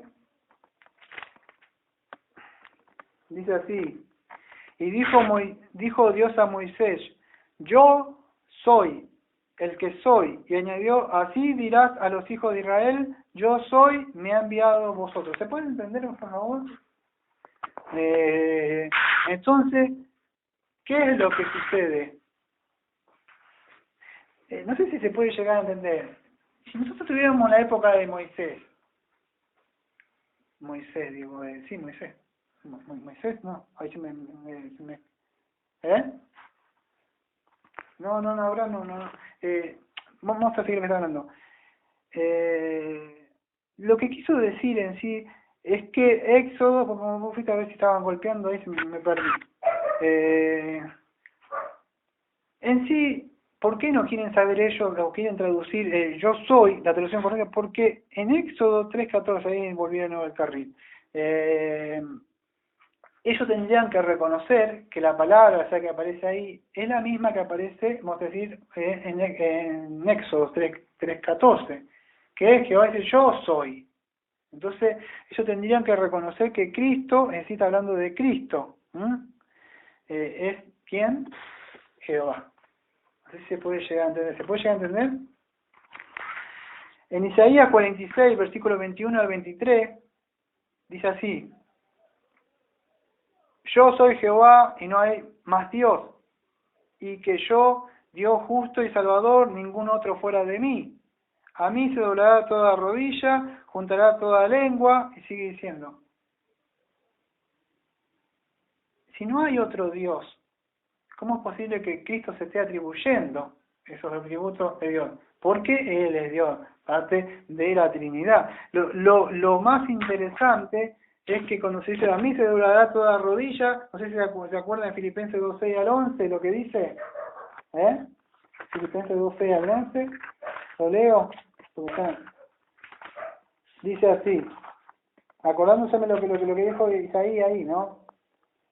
Filipenses 2, versículo 2 del 6 al 11, dice así: el cual, aunque existía en forma de Dios, esto es lo que considera ahora, no consideró ser igual a Dios como antes que aferrarse, sino que se despojó a sí mismo tomando forma de siervo, haciéndose semejante a los hombres, y hallándose en forma de hombre, se humilló a sí mismo, haciéndose obediente hasta la muerte y muerte de cruz, por lo cual Dios también le exaltó hasta lo sumo y lo confirió al nombre que es todo sobrenombre.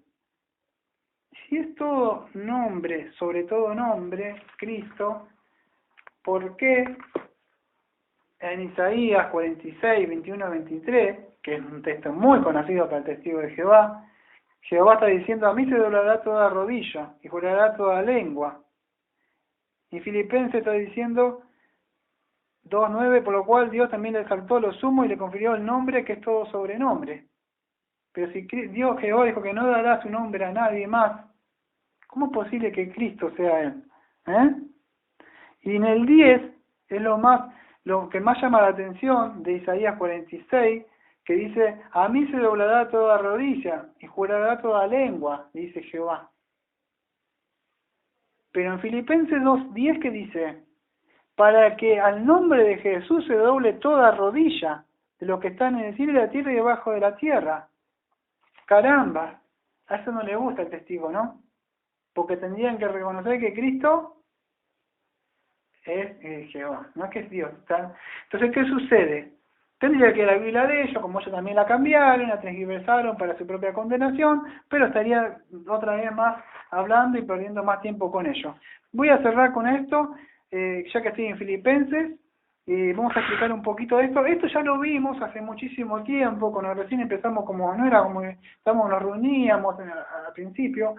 Para eso sucedía en esa época un libro que se llamaba La Gloria de Cristo, que era de John Owen en esa época. No me acuerdo de qué año debe ser de 1700. Yo lo tengo medio viejito el libro. Pero vamos a abrir nuestra Biblia en Filipenses 2 para ver un poco por arriba la gloria de Cristo, y con esto cierro ya. Eso es muy importante, ¿no? Para esto me voy a estar basando un poco vamos a decir, en el libro que escribió John Owen, La Gloria de Cristo, pero creo que esta parte no pertenece a él, creo que esta parte pertenece al traductor. No sé si este traductor, a ver si es Thomas Montgomery, de la Iglesia Bautista de la Gracia también, pero de México. No estoy seguro si él fue el traductor porque me parece que dicen otra del traductor. Así que es importante que podamos entender esto. Cuando hablamos de la gloria de Cristo, o sea, como mediador. ¿Por qué, o sea, Cristo tuvo que venir? ¿Por qué tuvo Cristo que en sí encarnarse? Si no me harías un favor, por favor, porque me he olvidado de algo y no lo encuentro en mis apuntes. Allá sobre la mesa tengo, lástima que sale en la grabación. Tenía un libro de la confesión, uno azul yo, que así yo puedo seguir, porque tenía unos apuntes muy importantes y se me han quedado ahí. Pero mientras voy a seguir hablando, cuando empecé el estudio empezamos hablando sobre lo que era la humillación de Cristo. Pero ¿por qué tuvo que Cristo venir? Que tuviéramos que hablar de eso, sabemos que es por el pecado de Adán, que abrió un gran abismo entre nosotros. Entonces, antes de empezar con esto, me gustaría explicar algo para hablar de la plena deidad del Señor Jesucristo. ¿Por qué tuvo Cristo, Cristo vamos a decir, o Dios se tuvo que hacer hombre? ¿Por qué tuvo que venir? No voy a hablar de esa época, como hubo un material, un libro que se escribió en esa época, ¿no? Pero en sí, Jesucristo era, vamos a decir, no hubo, más si hubiera ido un hombre, hubiera alguien que podía haber hecho ser un mediador entre los hombres, Jesucristo no hubiera tenido que venir. El hombre fue que quebrantó la ley, entonces el hombre tenía que recibir el castigo, entonces Cristo es por eso que tuvo que en sí venir, ¿no? Tuvo que hacerse, no sé cómo decir la palabra, participar de cuerpo y sangre, como es hebreo, ¿no? Para identificarse en sí con nosotros. Pero ese, vamos a decir, el propósito de Dios en sí era salvar a los hombres, porque Dios no necesitaba salvarnos a nosotros, pero ese es el propósito. Lo que en sí hizo cuando Cristo vino era vino a hacer lo que es la expiación que conocemos nosotros, la doctrina, ¿no? ¿Y qué fue? Lo que sucede es que la justicia de Dios, vamos a decir, había sido violada, por decir, o pisoteada, tenía que ser reivindicada, porque ya hablamos un poco de esto. Muchos decían, ¿para qué Cristo vino? Vino para salvar a los pecadores, pero hay más allá que salvar a los pecadores. La justicia, la ley de Dios había sido quebrantada. La palabra de Dios, no comerás de ese fruto, la palabra de Dios fue pisoteada. Por eso que Satanás no quiere que se predique la palabra, que no los cultos sean cortitos. ¿Por qué? Porque cuando más predica, o hay, vamos a decir, estudios que son poderosos en la palabra, no le gusta, porque cada vez se abre más la mente, y menos la carne y el pecado que mora dentro de nosotros no le agrada. Pero ¿qué sucede? Es importante entender que por eso Cristo, que aparte de salvarnos, tenía que, vamos a decir, reivindicar la ley de Dios, la justicia de Dios. ¿Y la justicia de Dios qué? Merecía un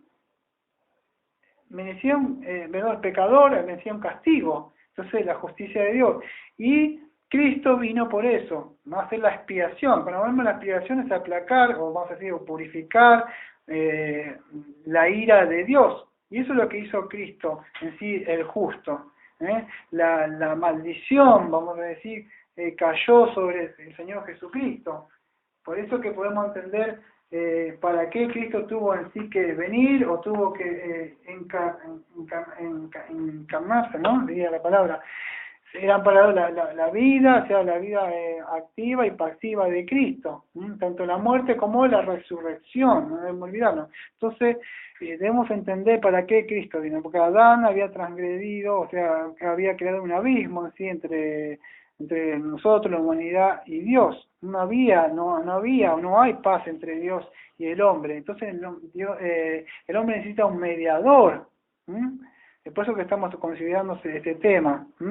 Tenía que, mismo dice, el mismo libro de Hebreos, dice, sacrificio y ofrenda no quisiste, más me preparaste cuerpo. He aquí vengo, Dios, para hacer tu voluntad. En Hebreos 10, versículos 5 al 7. Y mismo Pablo escribe, hay un solo Dios y un solo mediador entre Dios y los hombres, Jesucristo hombre. 1 Timoteo 2, versículo 5. Entonces ya hablamos un poco de la humillación, que al tomar en sí nuestra naturaleza, en sí el fin era llevarnos a Dios.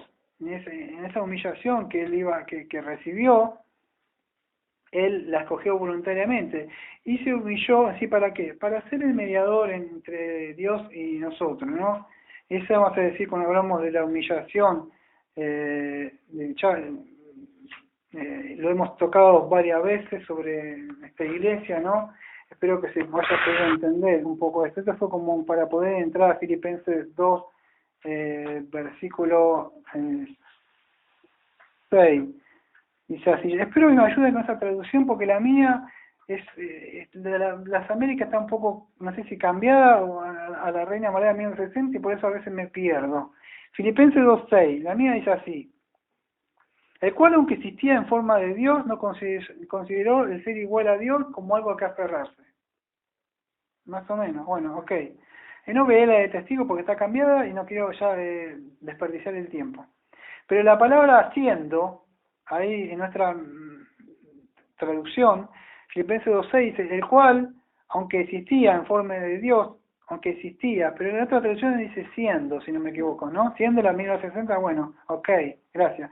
La palabra siendo, ahí es huportaco, que quiere decir, esta palabra tiene lo siguiente significado: existiendo continuamente, siendo originalmente, desde la eternidad, existiendo desde siempre. En sí es un participio presente y nos indica un estado permanente. Entonces, siendo.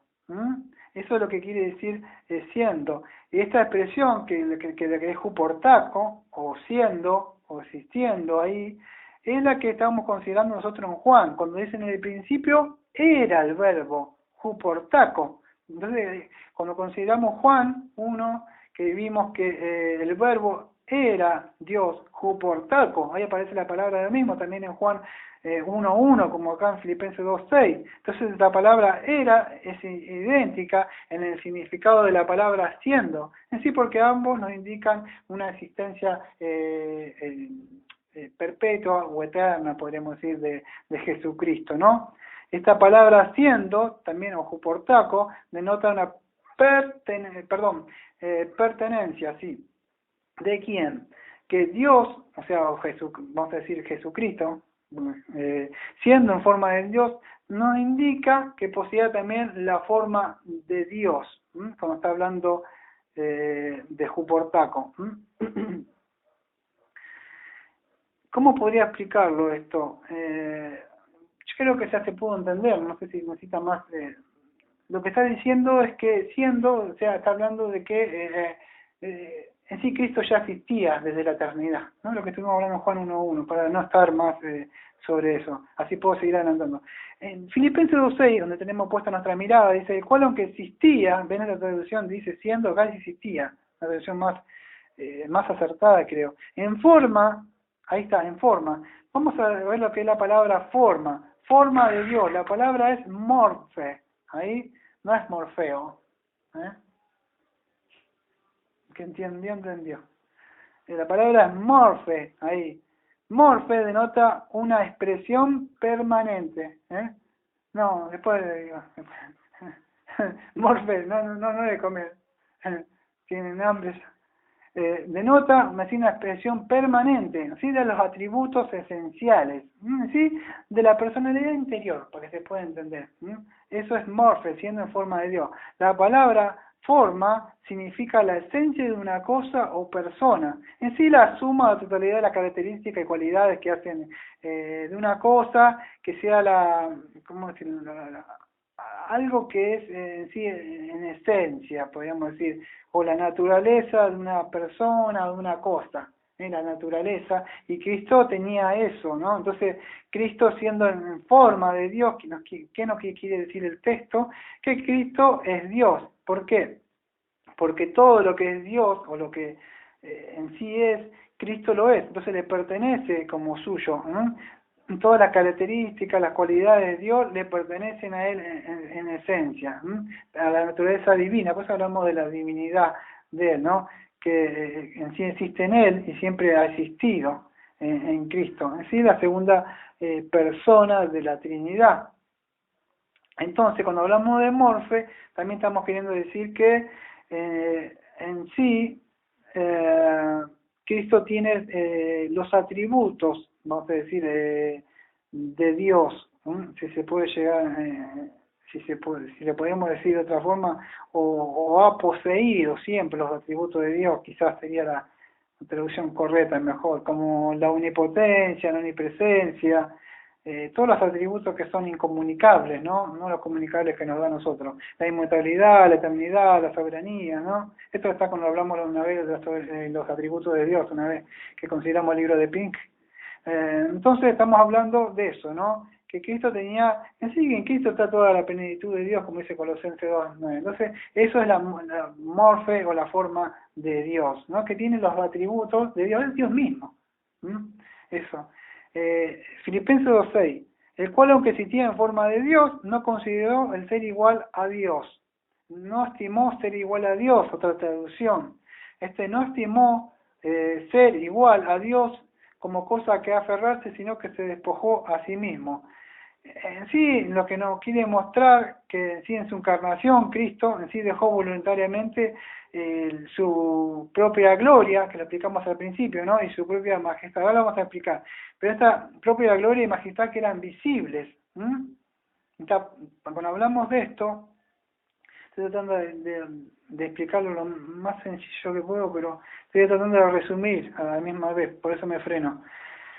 Vamos a decir, al venir, cuando se encarnó, cuando vino al mundo, en la naturaleza humana, Cristo se despojó en sí no de su divinidad, sino del ejercicio manifiesto de los derechos y, vamos a decir, como Dios, como, vamos a decir, uno igual con el Padre.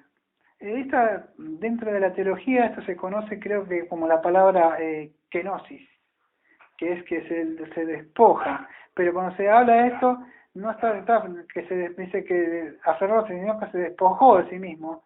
Por esto es lo que el mal entiende el testigo de Jehová. Pues, porque el Padre es mayor que yo, y entonces el Padre es mayor que yo, dice el testigo Mateo. Que estaba buscando el texto y no lo pude encontrar. Pero en sí lo que no entiende es eso, ¿no? Que cuando está hablando que, ¿por qué es mayor? Porque él, cuando vino acá, sí, no está hablando que se despojó de la divinidad, sino, vamos a decir, del ejercicio que él tenía de sus derechos como Dios, que él es uno como igual con Dios. En sí, a eso no se aferró, fue a la igualdad del trato y dignidad que tenía que ser reconocida. Así que esto aceptó voluntariamente dejar su gloria que ella tenía celestialmente y el ejercicio, vamos a decir, que era pleno de su señorío y de su soberanía. No me acuerdo si es en Juan 17:5, ¿no? Juan 17:5 me parece que dice que ella estaba con el Padre, si me equivoco, Juan 17, versículo 5, ya existía con él, no sé si me ayudan, pero creo que es Juan 17:5, a ver.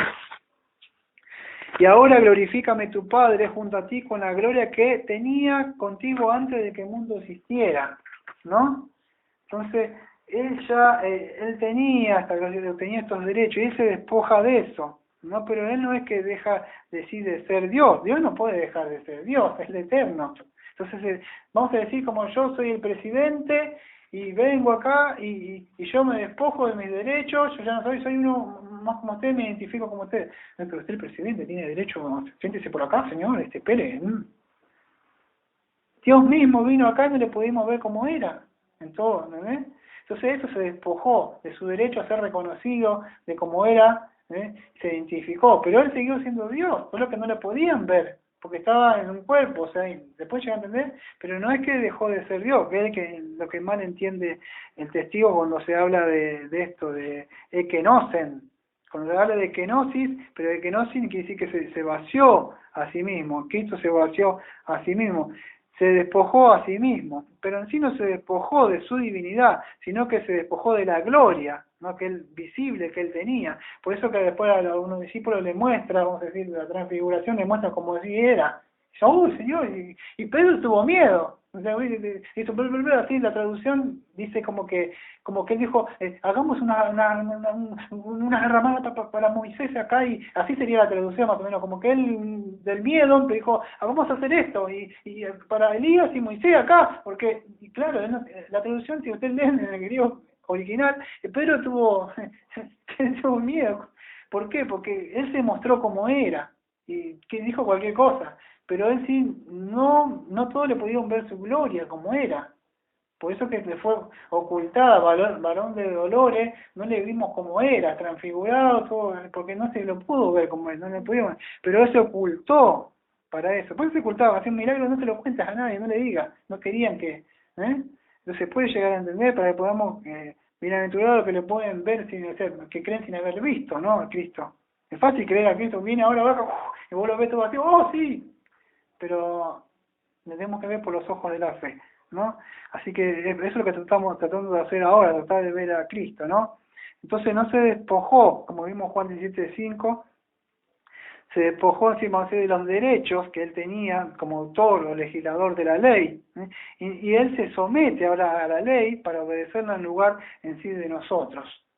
Eso es lo que él hace cuando se despoja a sí mismo, él siendo rico, como es 2 Corintios 8:9, se hizo pobre por nosotros para que nosotros fuéramos ricos, si no me acuerdo, algo así dice el texto, ¿no? Y Filipenses 2:6 dice, cuál el que existía en forma de Dios no consideró ser igual a Dios como algo que aferrarse, sino que se despojó a sí mismo tomando forma de siervo. Esta la forma de siervo que encontramos acá en el significado es que Cristo se despojó, que Cristo vino a este mundo como el siervo del Padre para cumplir el plan eterno de redención. Como vimos en Marcos 10:45, no vine a que me sirvan sino a servir. Ya lo vimos en Juan, que fue el texto, perdón, en Marcos, el texto que estudiamos. Entonces con ese, haciéndose obediente hasta la muerte, haciéndose en hombre, se humilló a sí mismo, siendo que se despojó a sí mismo en tomar en forma de siervo. Entonces, él se despojó a sí mismo de su, vamos a decir, de los derechos que él tenía, y se hizo un siervo para en sí cumplir el plan de redención que tenía, ¿no?, con el Padre, como vimos en Marcos 10:45. La naturaleza, sabemos que divina, como la igual del Padre, Cristo en sí no estaba subordinado al Padre, pero en su naturaleza humana tomó la forma de siervo. Esto es lo que no entiende el testigo. El testigo no puede entender y cree que eran menos, o sea, no, lo que no entiende es que en su naturaleza en sí, ¿cómo decirlo? La naturaleza divina, él es igual en sí con el Padre, y que esto no estaba subordinado al Padre, pero cuando él se encarna, él sí toma la forma de siervo, ¿no? Siervo, varón de dolores, pero fue cuando se encarga. Se hizo semejante a los hombres, sigue diciendo, ¿no? La forma haciéndose semejante a los hombres, Filipenses 2:7 que estamos considerando. Cuando se dice semejante, ¿no está hablando de qué? Que en sí no tomó toda la naturaleza nuestra en sentido pecaminoso. Nosotros somos pecaminosos, si hubiera tomado la naturaleza mía, no podía haber hecho, en vano hemos creído, como me bebamos, porque todavía estamos en nuestros pecados. Pero Cristo en sí, cuando toma la naturaleza, sí toma un cuerpo, Dios le prepara el cuerpo, pero no toma la naturaleza pecaminosa de nosotros, sino la naturaleza humana, pero sin pecado, ¿no? Como dice Hebreos 4:15, Romanos 8:3. Y eso es lo que Cristo llegó a hacer, vamos a decir, un hombre, pero con excepción de pecado. Eso es lo que dice cuando dice en Juan 1:14 que el verbo se hizo carne. Bueno, podríamos seguir hablando y hablando, ¿no? Pero este es el misterio, vamos a ver, cuando estamos hablando de la encarnación que estuvimos tocando durante esta hora, de la unión, vamos a ver, de la naturaleza divina y la naturaleza humana, pero en una sola persona. Entonces, entendemos que es perfectamente Dios y perfectamente hombre, 100% Dios, 100% hombre. Y esto debemos entenderlo nosotros. ¿Por qué? Porque es para nosotros, es necesario que podamos entender esto para que podamos entender el sacrificio, lo que él hizo, que Él es nuestra justicia, y que Él es el único mediador entre Dios y los hombres, ¿no? Si no entendemos esto, podemos llegar a creer en otro Jesucristo. Por eso debemos entender para qué Cristo vino, para qué Cristo se despojó de sí mismo. Cuando consideramos de Filipenses 2, 5 al 8, de la naturaleza hasta doble y única del Señor Jesucristo, tiene un propósito. Nosotros como creyentes, ya voy terminando, nosotros como creyentes debemos entender que Cristo se negó en sí a sí mismo, y Cristo nos invita a nosotros a también a cargar la cruz y a negarnos a nosotros mismos, como Él se negó a sí mismo, Él se despojó de esa gloria que Él tenía. Él podía, si yo quiero, ahora bajan todas las legiones de los ángeles y no me crucifican nada. Si Cristo quería decir, y ahora, déjalo que se mueran todos, pero Él nos amó. Yo podía hablar de Juan, podía hablar de Juan 3:16, por lo tanto Dios amó tanto al mundo que entre Dios y Juan, qué lindo, Dios es amor.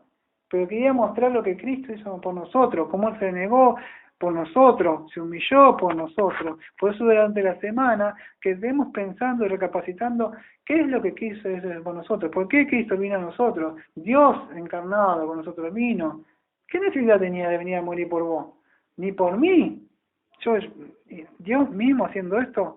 Entonces debemos entender y considerar cómo Cristo se negó a sí mismo, invitarnos esta semana a también a considerar, por supuesto que problemas, aflicciones, vamos a tener siempre, la lucha contra el pecado, la vamos a tener, pero debemos considerar el negarnos también como Cristo se negó a sí mismo. Espero que se haya entendido un poco de esto, sé que estuvo un poco complicado el estudio, pero creo que hemos sido bastante edificados. Vamos a orar y vamos a cerrar. Amado Padre, le agradecemos porque hoy pudimos ver la gloria de Cristo con los ojos de la fe, pudimos ver el propósito, por qué vino, cómo Él se negó, se humilló, vino a cumplir el plan eterno por aquellos que ya estaban escogidos antes de la fundación del mundo. Especialmente le quiero agradecer porque yo no soy el más versado, no soy el mejor en la materia para poder exponer esta gloria del Señor Jesucristo. Soy todo lo contrario, creo que soy el primero de todos los pecadores, de ver que usted hizo eso, que usted envió a su Hijo amado a morir por mí y por todo lo que usted ha muerto, por mi esposa, por todos aquellos que están escuchando, y sabemos que no somos dignos. Por eso le agradecemos, de verdad, porque ha hecho esta obra que yo, después de morirme, quizá me hubiera encontrado ante el tribunal de usted y mi sentencia hubiera sido ir al infierno. Por eso le agradezco que me ha querido revelar a mí, a esta iglesia y a todos quién es verdad Cristo, que Cristo no es el Cristo que te quiere prosperar, el Cristo que te quiere sanar, el Cristo que te quiere solucionar todos los problemas, sino que la necesidad más grande que yo tenía y que todos teníamos, que es el perdón de nuestros pecados, que Él es el Salvador y es el Rey, Él vino a satisfacer esa justicia de usted, y Él vino a hacer expiación por nuestros pecados. Por eso le agradezco de todo corazón. Como siempre decimos, esta Iglesia Bautista de la Gracia de la ciudad de Mar del Plata, Argentina. Amén. Amén.